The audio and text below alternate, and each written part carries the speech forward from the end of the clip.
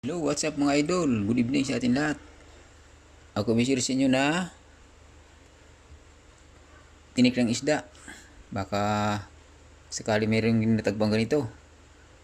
Diba isda pag naluto, yung tinik malambot. Pero ito hindi, nagkakaiba to eh. Baluktot pa oh. Ito yan no. Meron ba talaga isda na baluktot yung tinik? Dapat pag naluto yung isda, malambot yung tinik. Ito matigas oh. Dapat malambot na ito kasi naluto na. Yan no. Yan no.